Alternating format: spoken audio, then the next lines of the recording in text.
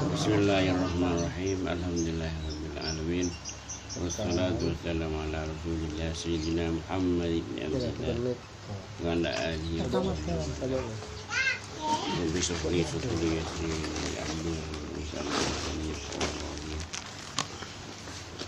Subhanaka la ilma lana illa ma 'allamtana innaka antal alim.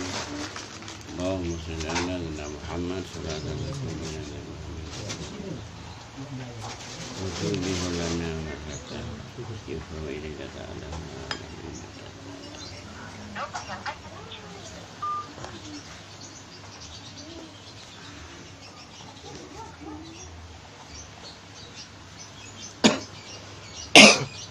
Kebun Allah subhanahu wa ta'ala ni perlu praktek kaki. Perlu ikan perlu pikir. Hasil pemikiran kita ini kan bisa membuat senang itunya, bisa membuat senang dengan akhirat. Jika madun Allah Ta'ala sebelum pikir fas'alu ahla zikri in kuntum la ta'lamun. Allah Ta'ala setuju masalah apa Allah Ta'ala ipakun atanya kau ulama akhirat sih kan lebih syarat lamun tahun ini ternyata kesimpulan debu ayat manusia ini salam tujuh subuh yon kecuali pauning Allah Ta'ala kasihnya kesimpulan dari lemah lembut di debu Allah Ta'ala bahkan atanya lamun ta'ala kenyataan aja tahun ini masih bosan nih kalau dari lemah lembut dari dalam kasih sayang yang sangat dalam Allah Ta'ala sampai ada bunga gitu.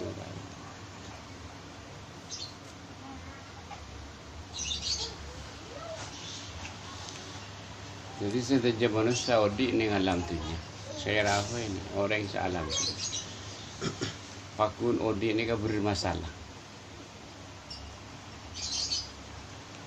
Berdekendala Odi. Satu aja berdekendala.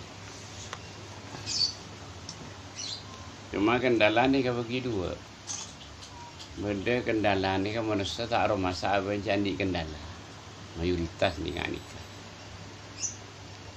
Beda manusia ni kan ada masalah jawaban nanti ujian. Rang sini. Senyataan manusia ini setuju tak lepas diuji. Sebenarnya tak sadar apa yang jadi uji. Makin solusi dia mengaku dengan nalika ujian setiap apa. Si uji ke Allah Ta'ala. Solusi semua boleh. Itu lebih dari pengabdian ke Allah Ta'ala. Tanpa pengabdian saya rasa tak bakal dengan nalika ujian setiap apa. Saya rasa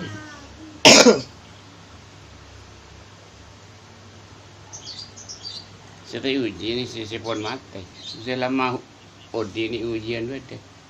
Mau mati kenapa sih uji lagi? Walaupun motor pun mati. Kita rongsokan gitu. Selama Odi ni benar. Sebab orang kosan ni lang rimah. Pasti beda kekurangan. Mobil ni kan. Makanya siap ke anyar. Pun beda kan. Apa walan Odi. Cuma mati tahu usah, kenapa? Itu rongsokan ini, gila mati. Manusia saya kaki ya, selama Odi ni alam tunya ni tak lepas di ujian le. Makin jelek solusin katanya apa?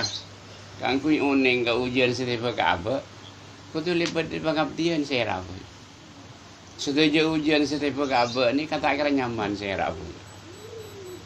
Maka setiap presiden saya kira nyaman. Selama ujian ni kau berdaya apa? Mun tak bisa ngisiin mata ujian.